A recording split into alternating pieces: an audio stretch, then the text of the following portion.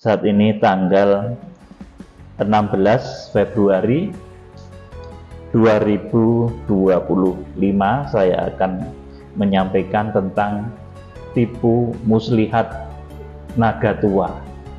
Saudaraku yang dikasihi Tuhan, kenapa bangsa Israel itu sampai sekarang sulit menerima Tuhan Yesus sebagai Mesias yang dijanjikan?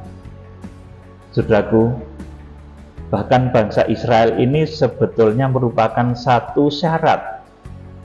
Kalau mau menerima Tuhan Yesus Kristus, maka itu merupakan syarat untuk terjadinya harpazo di akhir zaman. Sebelum bangsa Israel itu menerima Tuhan Yesus, ada kegerakan besar yang melawat bangsa Israel, kemudian terjadi pertobatan massal untuk bangsa Israel, maka yang disebut dengan harpazo, yang disebut dengan pengangkatan, yang disebut dengan repce, itu belum akan terjadi. Sebab itu saya mengajak saudara berkali-kali supaya saudara memiliki hati yang terbeban untuk menjangkau bangsa Israel, hati yang terbeban untuk menjangkau kekasihnya Tuhan, hati yang terbeban untuk menjangkau familinya Tuhan Yesus Kristus.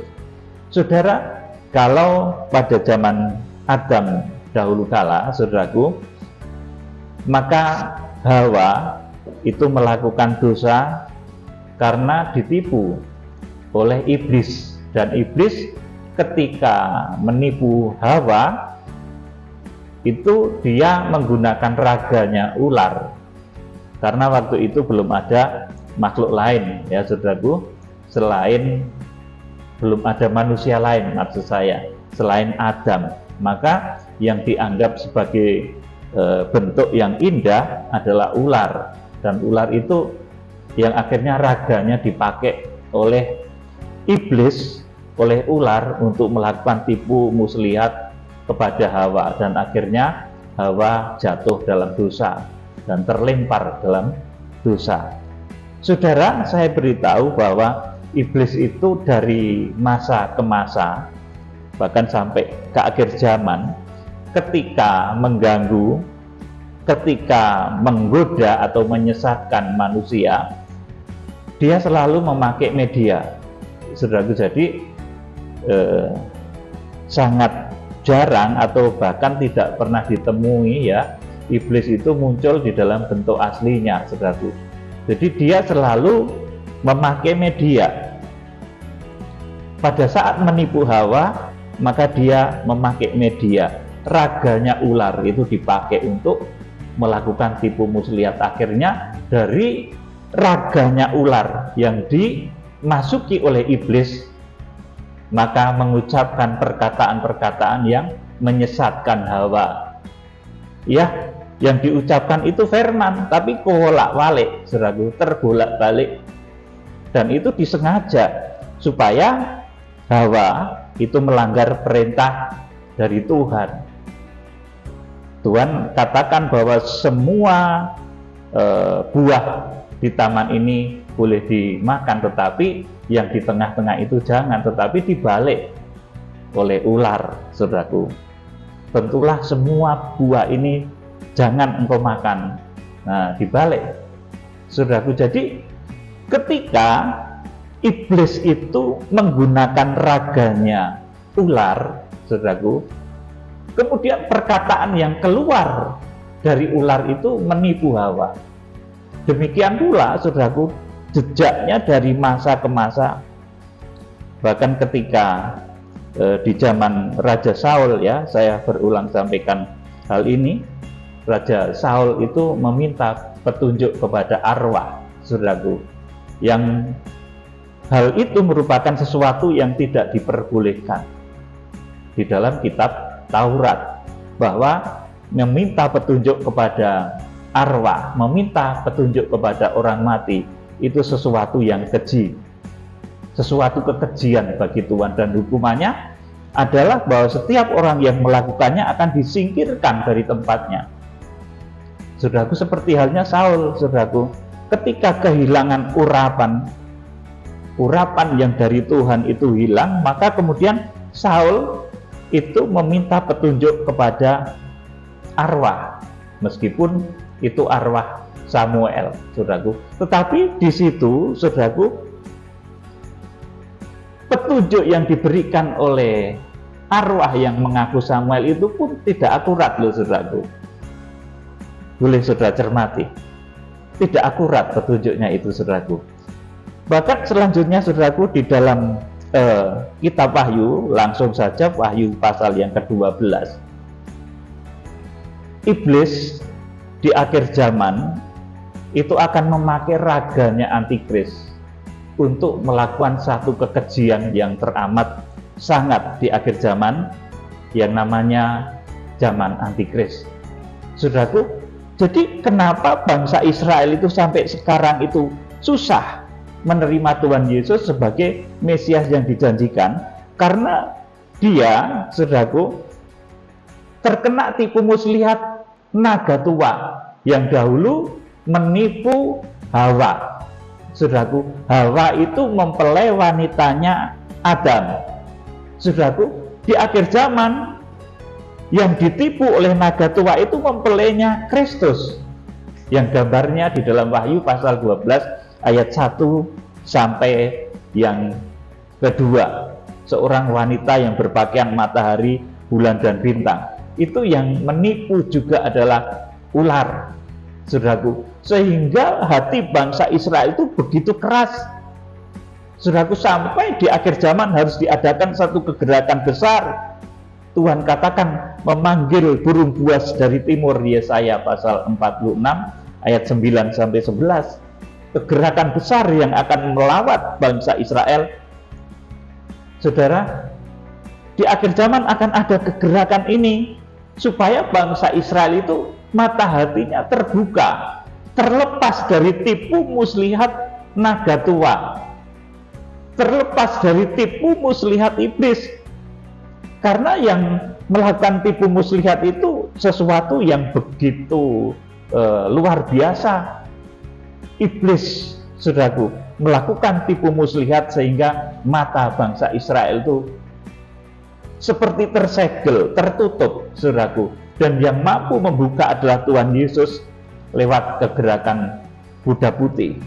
Yang mampu membuka adalah Tuhan Yesus lewat pengorbanan darahnya. Dia mampu membuka ketujuh meterai itu. Kemudian terjadi pertobatan massal di Wahyu pasal yang ke-7. Saudara, nanti kalau kitab Wahyu pasal yang ke-7 itu sudah digenapi, ada pertobatan massal untuk bangsa Israel. Saudara mendengar ada berita pertobatan massal bangsa Israel yang mencapai ratusan ribu bahkan jutaan orang bertobat menerima Tuhan Yesus Kristus. Maka saat pengangkatan atau yang disebut masa harpaso itu sudah dekat. Itulah waktu di mana mempelai Kristus, gereja akhir zaman, itu kembali kepada Tuhan dan terhindar dari tipu muslihat iblis. Kemudian nanti di akhir zaman, iblis itu akan masuk di dalam raganya antikris, saudaraku. Setelah nanti iblis itu jatuh, ya, karena di akhir zaman kan gereja yang berpakaian matahari, bulan, dan bintang itu akan melahirkan orang-orang sempurna yang di dalam bahasa Alkitab disebut nanti akan langsung harpaso, dibawa kepada Allah dan ketahtanya. Kemudian gereja akhir zaman juga akan melahirkan produk, yaitu orang-orang yang diungsikan, saudaraku. Itu orang yang rohaninya ruang kudus. Kemudian gereja akhir zaman juga akan melahirkan output, orang-orang yang tertinggal, yaitu orang-orang yang rohaninya tidak beranjak dewasa. Ini makna dari Wahyu pasal yang ke-12, ya, saudaraku. Jadi intinya ada tiga hal itu. Akan ada orang-orang yang langsung harpaso, dibawa kepada Allah dan ketahtanya.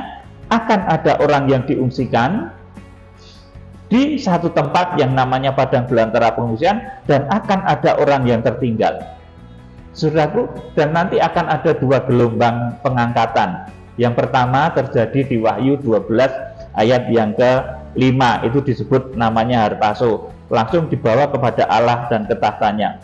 Kemudian gelombang pengangkatan yang kedua itu disebut sebagai perjamuan malam kawin anak domba. Itu terjadi atas orang-orang yang diungsikan ke padang belantara pengungsian selama 1260 hari. Saudara, kita akan membaca Wahyu pasal 12, di mana ini Hawa akhir zaman, saudaraku. Wahyu pasal 12 ayat 1 mulai. Perempuan dan naga. Ya, Maka tampaklah suatu tanda besar di langit, seorang perempuan berselubungkan matahari dengan bulan di bawah kakinya dan sebuah mahkota dari 12 bintang di atas kepalanya. ya, terus. Ia sedang mengandung dan dalam keluhan dan penderitaannya hendak melahirkan, ia berteriak kesakitan. Amin. Saya terangkan. Jadi ini adalah gereja akhir zaman. Dan gereja akhir zaman itu secara utuh memiliki 3 bagian, yaitu ruang Maha Kudus, kemudian ruang kudus, dan pelataran. Saudara, dari gereja secara umum yang terdiri dari orang-orang yang rohaninya ruang Maha Kudus, ruang kudus, dan pelataran, ini nanti akan diselamatkan oleh Tuhan dengan cara yang berbeda pula, sesuai dengan tingkatan imannya. Yang ruang Maha Kudus saya sampaikan itu dengan harpaso, pengangkatan gelombang pertama. Kemudian yang mencapai ruang kudus itu diungsikan, kemudian yang pelataran itu dibiarkan tertinggal di masa antikris. Jadi gereja akhir zaman itu sangat diancam oleh kuasa kegelapan, oleh iblis, yang di dalam kitab Wahyu pasal 12 ini juga disebut sebagai naga, karena ini merupakan kelanjutan dari tipu muslihat yang dikerjakan oleh iblis kepada Hawa. Dibaca ayat yang kedua dan ketiga selanjutnya. Ia sedang mengandung dan dalam keluhan dan penderitaannya hendak melahirkan, ia berteriak kesakitan. Terus, Maka tampaklah suatu tanda yang lain di langit, dan lihatlah seekor naga merah padam yang besar, berkepala 7 dan bertanduk 10, dan di atas kepalanya ada 7 mahkota. ayat 4. Dan ekornya menyadap sepertiga dari bintang-bintang di langit dan melemparkannya ke atas bumi. Terus, Dan naga itu berdiri di hadapan perempuan yang hendak melahirkan itu untuk menelan anaknya segera sesudah perempuan itu melahirkannya. ayat 5. Maka ia melahirkan seorang anak laki-laki yang akan mengembalakan semua bangsa dengan gada besi. Tiba-tiba anaknya itu dirampas dan dibawa lari kepada Allah dan ke tahtanya. Amin. Sampai di sini dulu. Saudara, jadi kalau dahulu iblis menipu Hawa dalam bentuk ular. Saudara, kemudian di akhir zaman kejahatan ular ini sudah semakin luar biasa, sampai digambarkan tidak lagi sekedar ular, tetapi menjadi tanda besar di langit, naga merah padam yang besar, berkepala 7 dan bertanduk 10, dan di atas kepalanya ada 7 mahkota. Jadi merupakan naga yang besar, ya saudaraku, digambarkan sebagai naga yang besar. Dan perempuan ini, saudaraku, kalau pada zaman Adam kan Hawa, ya saudaraku, dan itu tertipu, saudaraku, kemudian jatuh dalam dosa. Wahyu di dalam Wahyu pasal 12 ini, ketika ada tipu muslihat iblis, saudaraku, iblis yang, saudaraku, menggoda. Kalau dulu merasuk di dalam diri ular, di akhir zaman merasuk di dalam berbagai macam kenikmatan dunia, ya saudara, yang digambarkan dengan naga merah padam yang besar. Saudaraku, di sini wanita itu sudah tidak lagi tertipu, karena dia sudah mengerti bahwa tipu muslihat iblis, tipu muslihat ular, itu cara-caranya sudah sangat dipahami, karena dahulu pernah sudah ditipu, maka di akhir zaman tidak akan lagi tertipu. Saudaraku, di akhir zaman kemudian wanita ini, saudara, kalau dahulu ini ada Hawa, ya saudaraku, kemudian di akhir zaman wanita ini kemudian melahirkan orang-orang sempurna yang nanti akan mewarisi surga. Nah, ketika gereja nanti, saudaraku, gereja nanti bisa melahirkan orang-orang sempurna yang mencapai rohani ruang Maha Kudus, kemudian orang-orang sempurna itu langsung dibawa kepada Allah dan ketahtanya, artinya ke surga, maka kemudian terjadi bersih-bersih di surga itu, saudaraku. Iblis yang pekerjaannya naik turun surga bumi, ini berulang juga sudah saya sampaikan, seperti zaman Ayub itu ketika Allah bersama dengan para malaikat sedang dalam satu pertemuan, begitu iblis juga masuk. Saudaraku, mulai saat Wahyu pasal 12 ayat yang kelima ini terjadi, ketika surga itu sudah ada pewarisnya, yaitu anak laki-laki, yaitu adalah orang-orang yang dilahirkan gereja Tuhan di akhir zaman, yang rohannya sempurna ruang Maha Kudus, maka kemudian iblis itu tercampak, saudaraku, jatuh ke bumi. Saudaraku, jadi ini yang menyebabkan terjadinya masa antikris. Saudaraku, jadi masa antikris itu tidak akan datang kalau orang-orang sempurna itu belum harpaso. Saudaraku, masa antikris itu tidak akan terjadi sebelum gereja itu melahirkan orang-orang sempurna. Karena apa? Masa antikris itu terjadi sebab surga sudah dibersihkan karena sudah ditempati oleh pewarisnya, yaitu anak laki-laki. Jadi, saudara, masa antikris itu bukan berjalan dengan sendirinya, tetapi berjalan nanti seiring dengan terjadinya masa harpaso, orang-orang sempurna yang mewarisi tahta Allah. Saudaraku yang dikasihi Tuhan, jadi saya ulangi lagi ya, iblis itu di dalam bekerja selalu pakai media. Dulu medianya memakai raga ular, saudaraku. Bahkan kalau dari petenung-petenung, para wanita petenung itu, dia juga memakai seolah-olah arwah orang-orang yang sudah mati, membo rupa begitu, saudaraku. Bahkan kadang tidak di dalam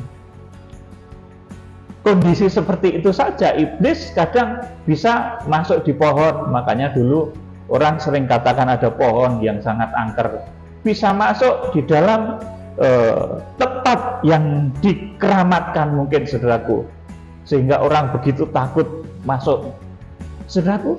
Nah, tetapi sekarang seiring perkembangan zaman, saudaraku, maka iblis itu kalau nampak di dalam bentuk yang seperti itu, di dalam bentuk mungkin pohon yang angker, saudaraku, di dalam bentuk yang menakutkan ya, saudaraku, misalkan seperti hantu apa yang giginya panjang, hantu pocong, hantu Dracula, saudaraku, itu malah nggak menakutkan, saudaraku. Betul, saudaraku, orang-orang sekarang itu nggak takut. Tadi malam saya ditanya sama anak saya, "Pak, kalau Bapak melihat hantu yang seperti pocongan, seperti Dracula, takut enggak?" "Oh tidak, tak dekati, saya pukul," gitu, saudaraku. Enggak takut. Hantu yang sekarang di dalam bentuk-bentuk seperti itu enggak menakutkan, saudaraku. Justru yang menakutkan dan yang berbahaya itu ketika iblis itu masuk di dalam badan manusia dan menciptakan kejahatan-kejahatan.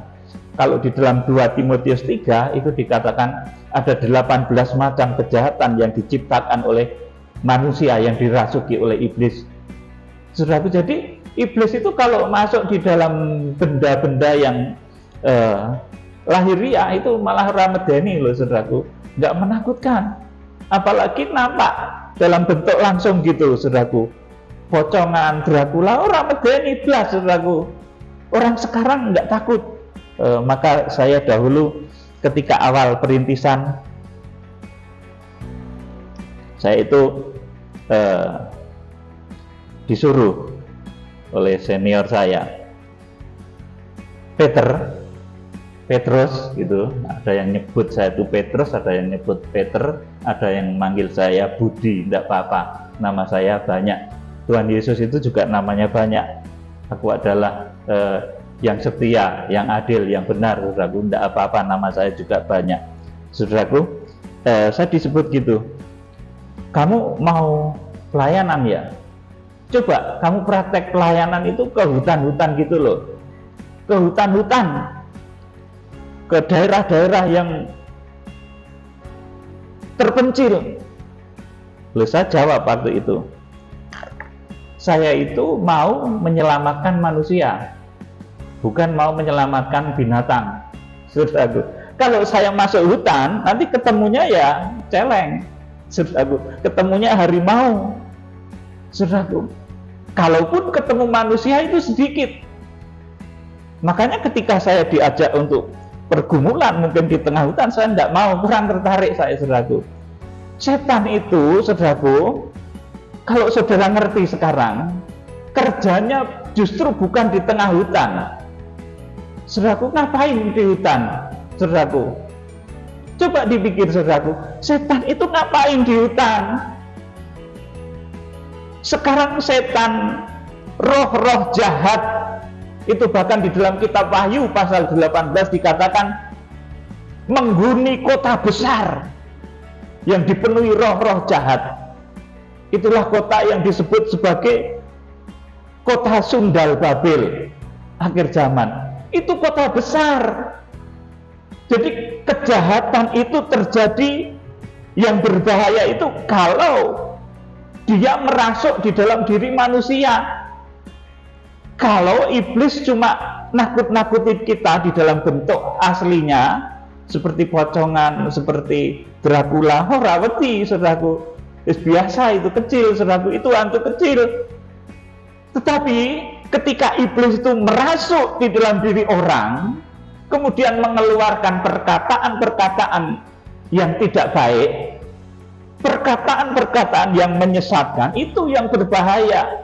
Oleh sebab itu, waktu itu ya saya kan namanya orang perintisan itu ilmunya belum begitu tinggi begitu, saudaraku. Jadi saya disuruh gitu ya, coba kamu Petrus pelayanan ke daerah terpencil sana yang nggak ada orangnya, ke hutan, masuk hutan.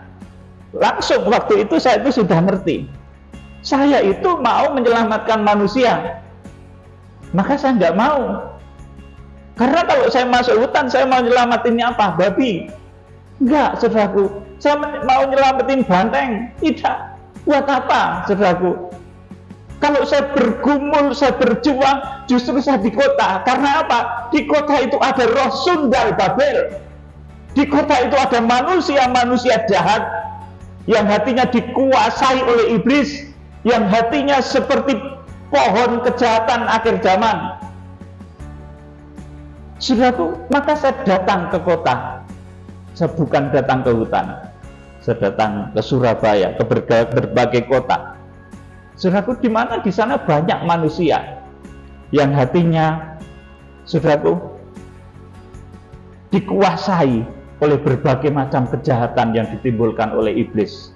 Sudah yang dikasihi Tuhan Yesus Kristus, jadi iblis itu ketika dia bekerja ingin menyesatkan manusia, selalu menggunakan media. Dahulu memakai raganya ular, kemudian ada yang masuk di pepohonan, saudaraku. Tapi trek-trek yang seperti itu, saudaraku, sudah enggak begitu menakutkan, orang medeni, saudaraku.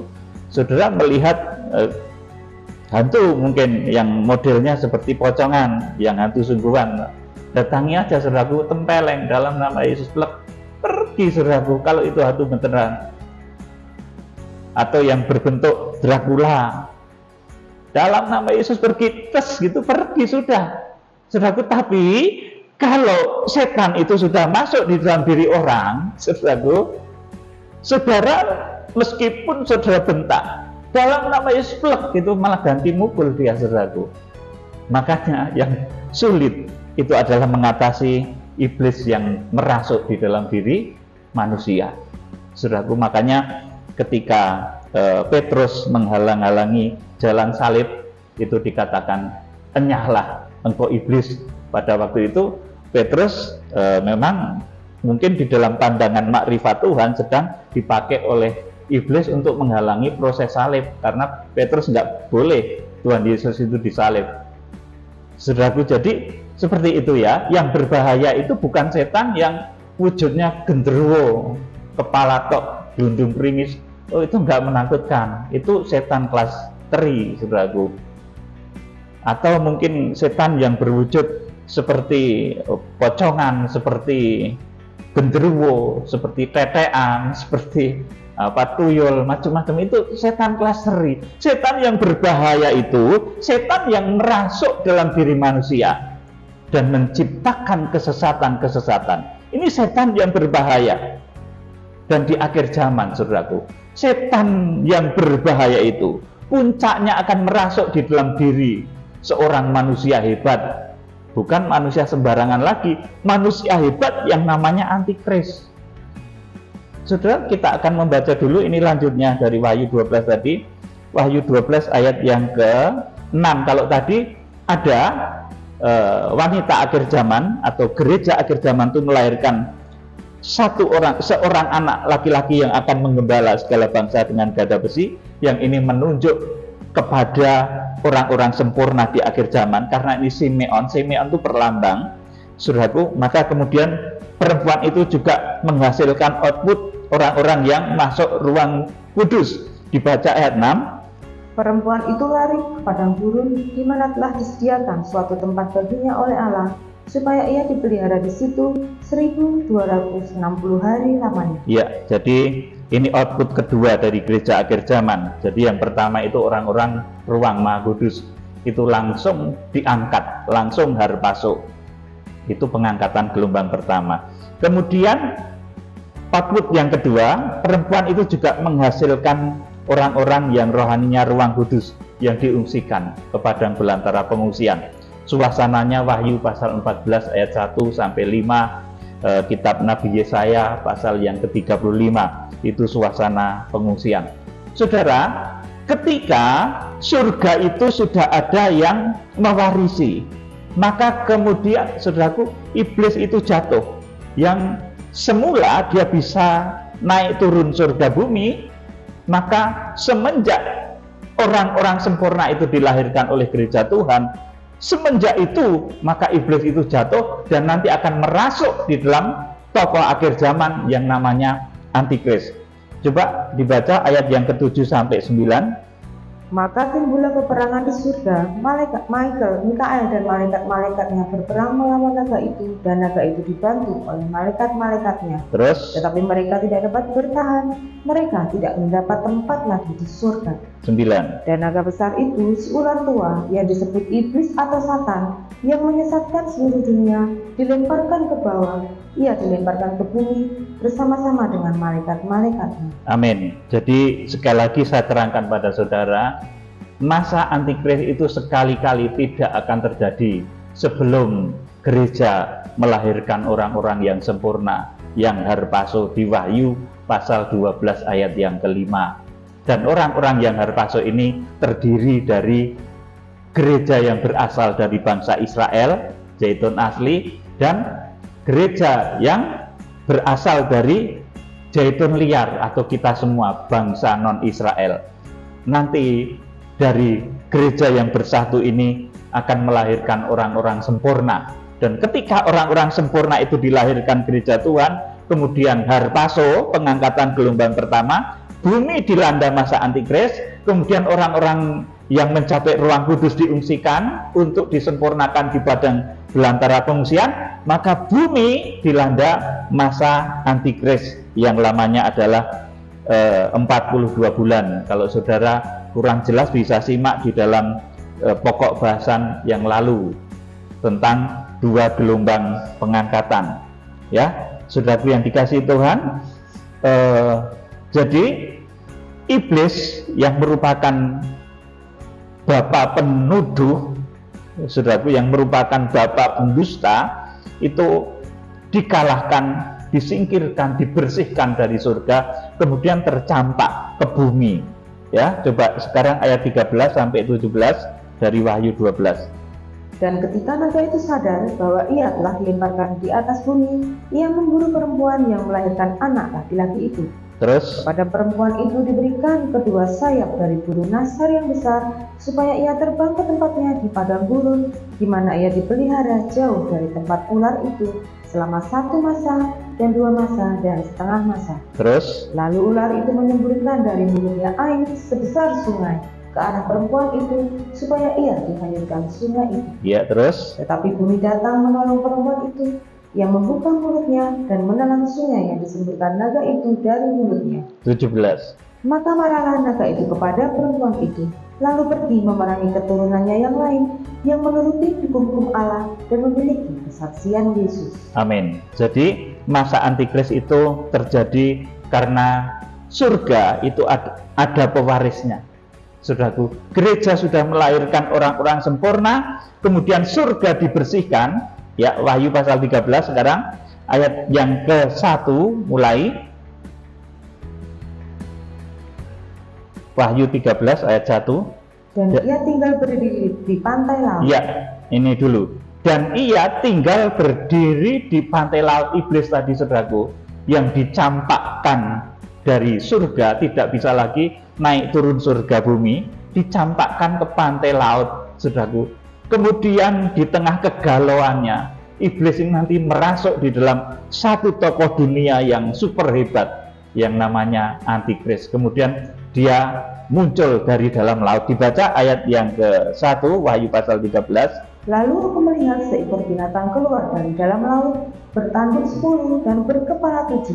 Di atas tanduk-tanduknya terdapat 10 mahkota, dan pada kepalanya tertulis nama-nama hujat. Amin. Jadi binatang antikris ini merupakan manusia, saudaraku, yang raganya dipakai oleh naga tua untuk menciptakan kekejian, kejahatan di muka bumi. Kalau dahulu, saudaraku, iblis itu memakai raga ular untuk menipu Hawa. Di akhir zaman, di dalam keputusasaannya, iblis itu merasuk di dalam raga manusia yang namanya antikris untuk menciptakan kekacauan, menciptakan kesesatan, menciptakan hujat, menciptakan berbagai macam malapetaka, kesadisan di akhir zaman. Saudara, kemudian teman dari antikris ini nabi palsu, saudaraku. Nabi palsu itu juga salah satu pekerjaan iblis, saudaraku, di mana iblis menggunakan raga dari seorang yang layaknya hamba Tuhan.